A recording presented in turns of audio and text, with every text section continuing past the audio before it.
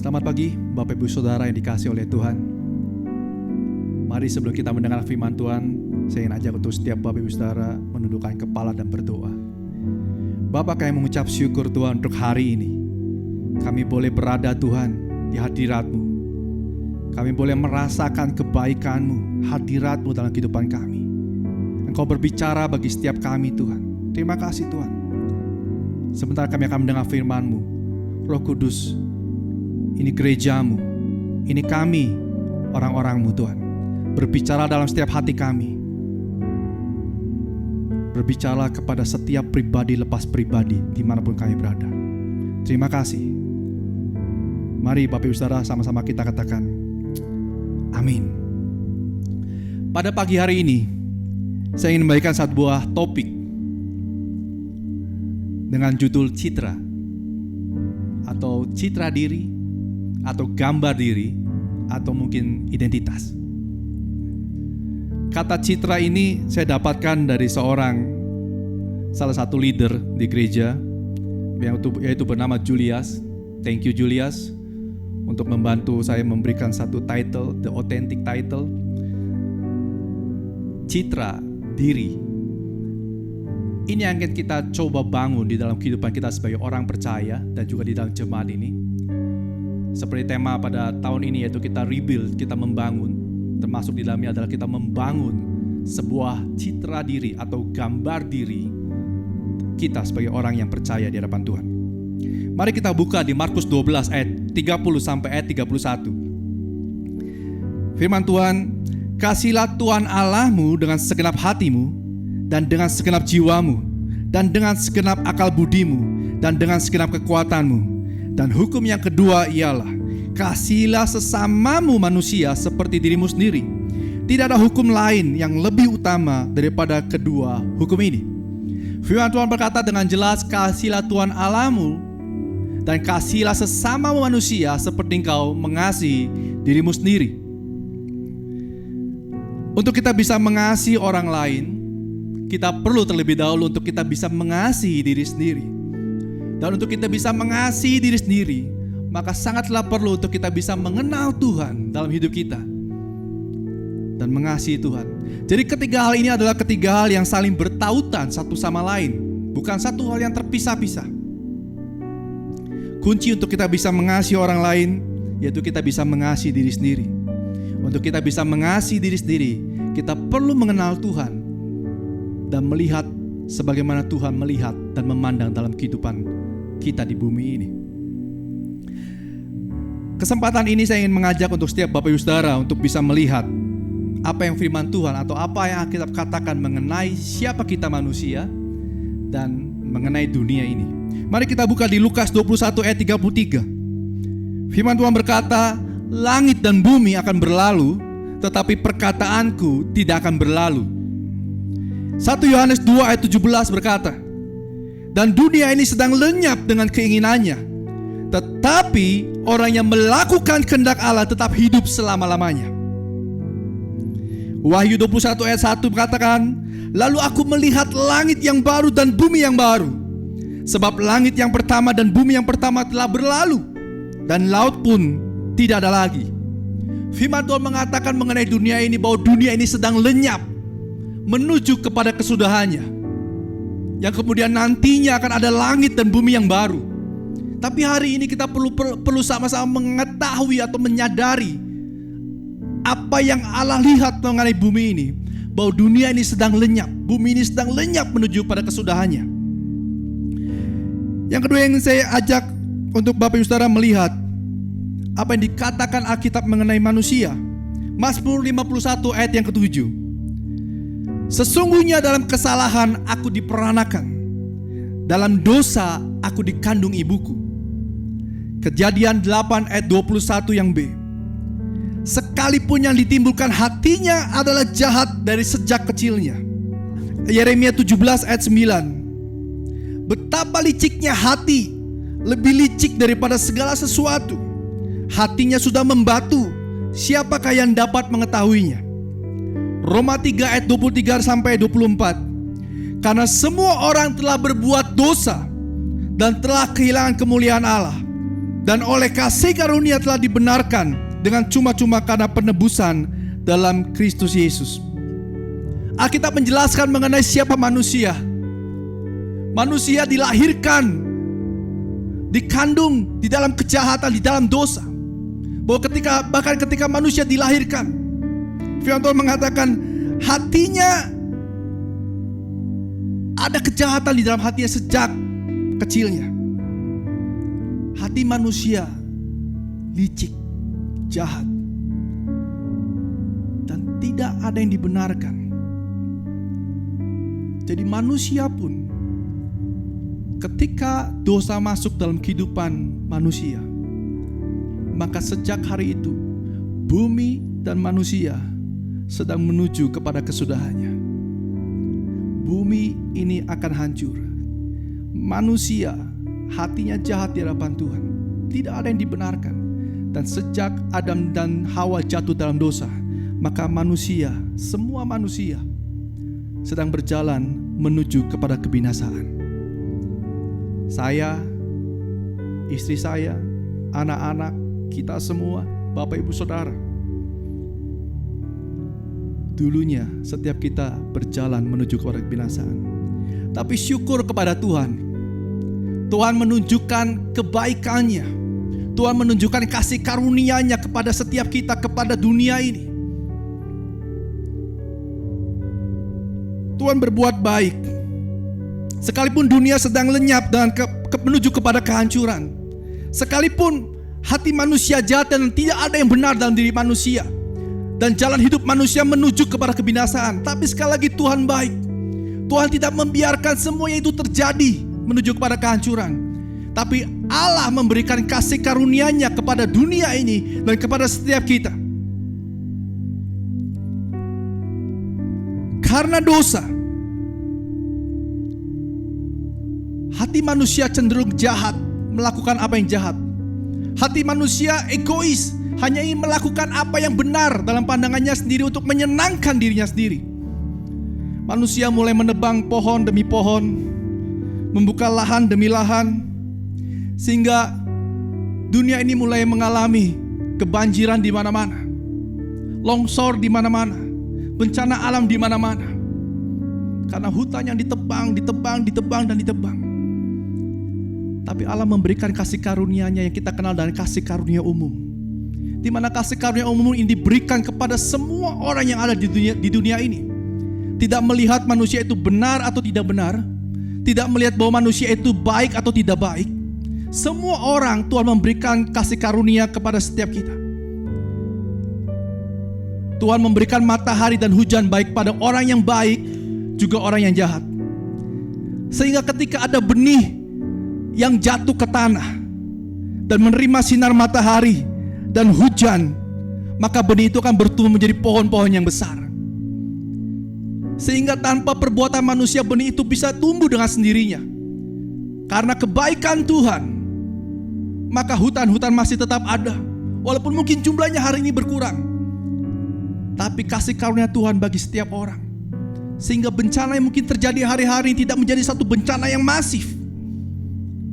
Karena masih ada pohon-pohon yang tumbuh yang Tuhan berikan kepada setiap kita, kepada dunia ini. Bahkan bukan cuma itu, sekalipun manusia egois dan hatinya jahat hanya untuk menyenangkan apa yang menyenangkan dirinya sendiri, tetapi Tuhan bekerja melalui pengetahuan. Tuhan memberikan kepandaian manusia kepada manusia untuk hari ini membuat sebuah tanaman yang disebut dengan tanaman hidroponik.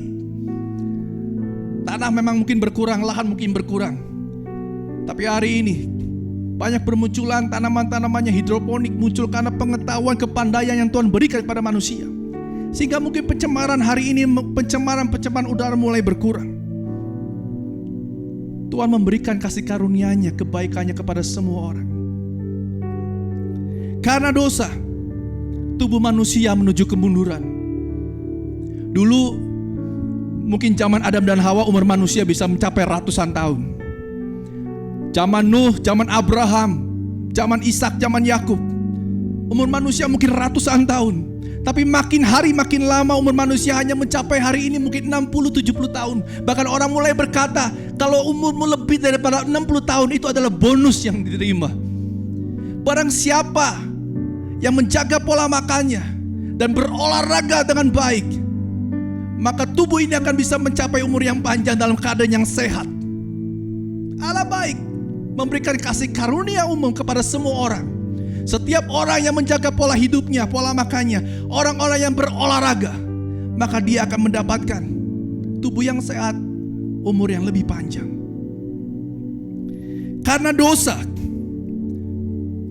wanita melahirkan dengan kesakitan. Mari kita buka di Kejadian 3 ayat 16. Firman-Nya kepada perempuan itu, susah payahmu waktu mengandung akan kubuat sangat banyak. Dengan kesakitan engkau akan melahirkan anakmu. Karena dosa, maka sejak hari itu wanita mengalami kesakitan saat melahirkan. Tapi sekali lagi Tuhan baik. Dia memberikan kasih karunia-Nya kepada semua orang. Tuhan memberikan kepandaian kepada manusia, sehingga hari ini manusia bisa menciptakan sebuah obat penghilang rasa sakit yang sangat baik. Ketika wanita-wanita hendak melahirkan, disuntik dengan obat anestesi, sehingga waktu melahirkan tidak mengalami kesakitan. Bahkan bukan cuma itu, tapi hari ini manusia bisa membuat satu patch yang ditempelkan seperti koyo. Ketika wanita sudah melahirkan, patch itu ditempelkan untuk menghilangkan rasa sakit. Sehingga hari ini wanita-wanita ketika melahirkan dan sudah melahirkan bisa mengalaminya tanpa rasa sakit. Sekalipun karena dosa itu terjadi, tapi Tuhan baik menunjukkan kasih karunia-Nya. Karena dosa, manusia harus bersusah payah dalam mencari rezeki. Kejadian 3 ayat 17. Karena engkau mendengarkan perkataan istrimu dan memakan dari buah pohon yang telah kuperintahkan kepadamu, jangan makan daripadanya, maka terkutuklah tanah ya, karena engkau dengan bersusah payah engkau akan mencari rezekimu dari tanah seumur hidupmu. Tapi sekali lagi Tuhan baik. Dia memberikan kasih karunia-Nya bagi setiap kita melalui orang-orang yang ada di dalam pemerintahan. Maka dibuatlah sebuah standar upah minimum bagi setiap orang yang bekerja, sehingga Tuhan bisa memastikan siapapun yang bekerja, dia akan mendapatkan bagian yang layak untuk dia bisa hidup di muka bumi ini. Bukankah semua itu adalah kebaikan dan kasih karunia Tuhan kepada semua orang? Yang berikutnya yang saya bagikan adalah kasih karunia atau kebaikan yang Tuhan berikan. Selain kasih karunia umum, kita mengenal ada yang disebut dengan kasih karunia khusus, di mana kebaikan ini diberikan Tuhan hanya melalui Yesus Kristus Tuhan. Yohanes 3 ayat 16. Karena begitu besar kasih Allah akan dunia ini, sehingga Ia telah mengaruniakan anak yang tunggal, supaya setiap orang yang percaya kepadanya tidak binasa, melainkan beroleh hidup yang kekal. Karena dosa, hati manusia jahat. Tidak ada seorang pun yang dibenarkan di atas muka bumi ini. Dan semua orang jalannya menuju kepada kebinasaan. Tapi Tuhan baik. Di dalam perjalanan kita menuju kepada kebinasaan, Ia memberikan kasih karunia-Nya kepada kita melalui Tuhan Yesus Kristus yang datang menjadi manusia, yang mati disalibkan, menebus dosa setiap kita. Sehingga setiap orang yang sedang berjalan menuju kepada kebinasaan dan mau percaya kepada Yesus sebagai Tuhan dan Juru Selamat, maka jalannya tidak lagi menuju kepada kebinasaan, tapi jalannya menuju kepada kekekalan dalam kehidupan kita. Itulah sebabnya setiap kita, mungkin orang-orang tua, mungkin hari ini anak-anak kita juga sedang berjalan menuju kepada kebinasaan. Tapi bagian kita sebagai orang tua, ajarlah dan perkenalkanlah Kristus dalam hidup mereka, sehingga mereka tidak berjalan menuju kebinasaan, tapi kita boleh berjalan bersama-sama sebagai satu keluarga, menjadi keluarga yang berjalan menuju kepada kekekalan. Sehingga sejak hari itu, maka kita akan disebut sebagai orang-orang yang diselamatkan. Kita bukan lagi orang yang menuju kepada kebinasaan. Kita bukan lagi orang yang akan masuk ke dalam pintu neraka. Tapi kita adalah orang yang dibenarkan. 1 Yohanes 1 ayat 9 mengatakan, jika engkau mengaku dosa kita, jika kita mengaku dosa kita, maka Ia adalah setia dan adil, sehingga Ia akan mengampuni segala dosa kita dan menyucikan kita dari segala kejahatan. Alkitab menuliskan, jika kita mengaku dosa kita, maka Ia, Tuhan, adalah setia dan adil. Ia akan mengampuni dosa kita dan menyucikan kita dari segala kejahatan kita. Jadi kalau hari ini ada Bapak Ibu Saudara yang mungkin bergumul dalam dosa bertahun-tahun, bahkan mungkin sebelum ibadah ini Bapak Ibu Saudara berbuat dosa, dan mungkin Bapak Ibu Saudara bertanya, apakah saya masih layak di hadapan Tuhan? Apakah saya akan diampuni dan dibenarkan? Saya adalah orang pendosa. Bertahun-tahun saya bergumul dalam dosa dan saya adalah orang pendosa. Tapi berita baiknya, melalui Yesus Kristus Tuhan menyatakan kebaikan dan memberikan kasih karunia-Nya. Jikalau kita mengaku dosa kita, jikalau hari ini Bapak Ibu Saudara berdoa, Tuhan, aku minta ampun, aku sudah berzina, aku sudah mencuri, aku sudah berbuat jahat kepada orang lain, aku minta ampun Tuhan. Maka firman Tuhan berkata, Tuhan itu setia dan adil. Dia pasti akan mengampuni detik ini juga, dan merubah hidup saudara. Bukan lagi menjadi orang-orang pendosa, tapi saudara dan saya adalah orang yang dibenarkan dalam seketika.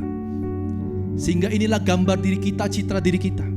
Kita bukan lagi pendosa, tapi kita adalah orang yang sudah diselamatkan, dan kita adalah orang yang dibenarkan.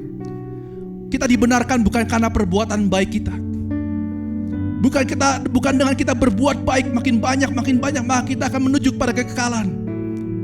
Tapi kita dibenarkan karena kasih karunia-Nya melalui Tuhan Yesus Kristus. Barang siapa yang percaya, maka ia akan dibenarkan dan diselamatkan dari kebinasaan menuju kepada satu kekekalan. Filipi 4 ayat 13. Segala perkara dapat kutanggung di dalam Dia yang memberikan kekuatan kepadaku. Hari ini mungkin Bapak Ibu Saudara sedang bergumul akan sesuatu. Bergumul di dalam bisnis usaha, bergumul dalam hubungan suami istri, bergumul dalam hubungan mendidik anak, bergumul di dalam pelayanan, dan mungkin banyak hal yang lainnya. Dan mungkin saudara berkata, aku sudah tidak kuat lagi, rasa aku ingin lepaskan.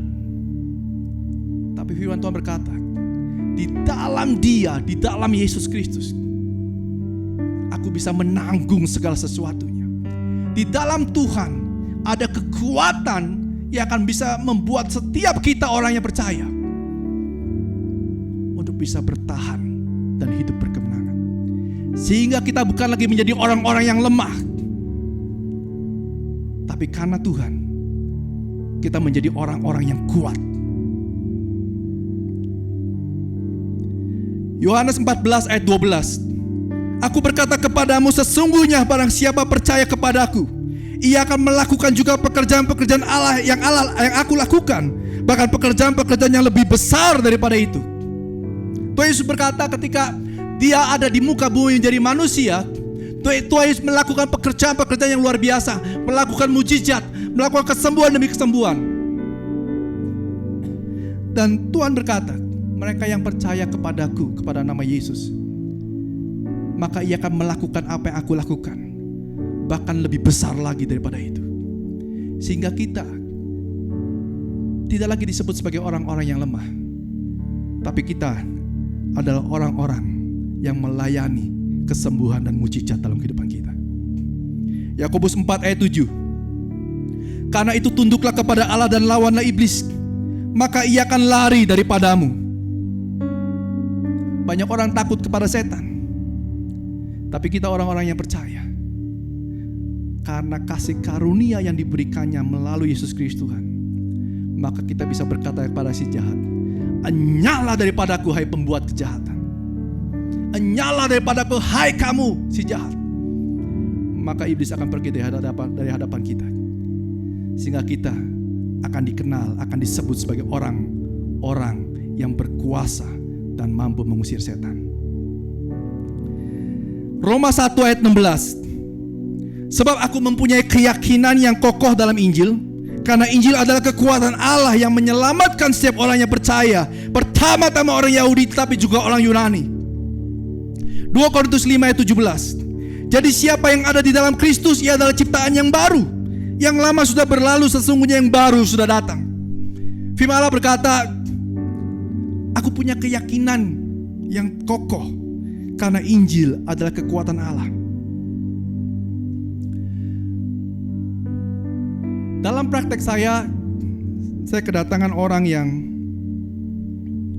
mengalami kepanikan, depresi, mereka stres, dan mereka datang juga dengan ketergantungan obat-obatan penenang. Di dalam dunia medis ada satu terapi yang disebut dengan CBT, yaitu Cognitive Behavior Therapy, di mana selain kami memberikan obat-obatan untuk mereka bisa lepas dari ketergantungannya, kita mencoba untuk memperbaiki kognitifnya atau cara berpikirnya, sehingga dengan cara berpikir yang menjadi benar itu akan merubah perilakunya, sehingga mereka menjadi orang-orang yang terlepas dari ketergantungan mereka. Satu kali saya kedatangan satu orang bapak-bapak datang bersama istrinya.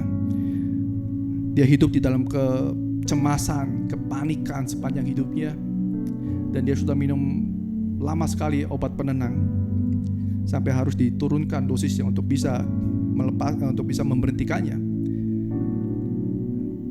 Tapi tidaklah mudah.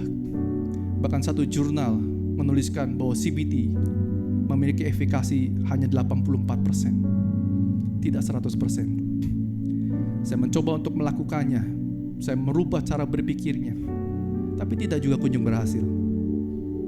Sampai satu ketika saya tahu bahwa orang ini, bapak ini adalah seorang Kristen, orang yang percaya.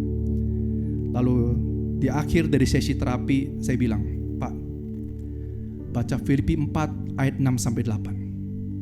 Setiap kali Bapak mau kontrol datang ke saya untuk berobat, Bapak harus menyebutkan, harus hafal Filipi 4 ayat 6-8. Kalau Bapak tidak hafal, saya tidak akan kasih obatnya.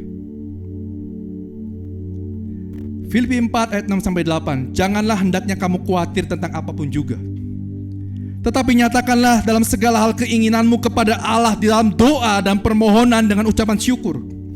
Sebab damai sejahtera Allah yang melampaui segala akal akan memelihara hati dan pikiran dalam Kristus Yesus. Jadi akhirnya, saudara-saudara, semua yang benar, semua yang mulia, semua yang adil, semua yang suci, semua yang manis, semua yang sedap didengar, semua yang disebut kebajikan dan patut dipuji, pikirkanlah semuanya itu. Inilah yang disebut dengan Cognitive Behavior Therapy di dalam Yesus Kristus Tuhan. Pikirkanlah apa yang baik, apa yang sedap didengar, apa yang patut dipuji, apa yang mulia. Firman Tuhan merubah cara kita berpikir. Dan bukan cuma itu. Tuhan berkata, nyatakanlah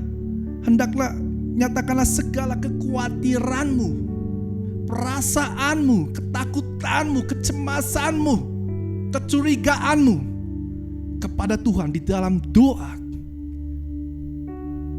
dan permohonan dengan ucapan syukur.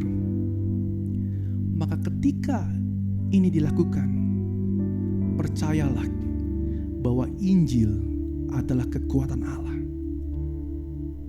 Dan karena kekuatan di dalam Yesus Kristus inilah, maka damai sejahtera yang melampaui segala akal di luar nalar kita, di luar pikiran kita, damai sejahtera yang dari Tuhan, itu yang akan masuk ke dalam diri kita dan menuntun hidup kita. Hari ini Bapak itu tidak pernah datang lagi kepada saya. Saya percaya this is the word of God. Orang-orang yang ketergantungan bukan lagi menjadi orang-orang yang ketergantungan.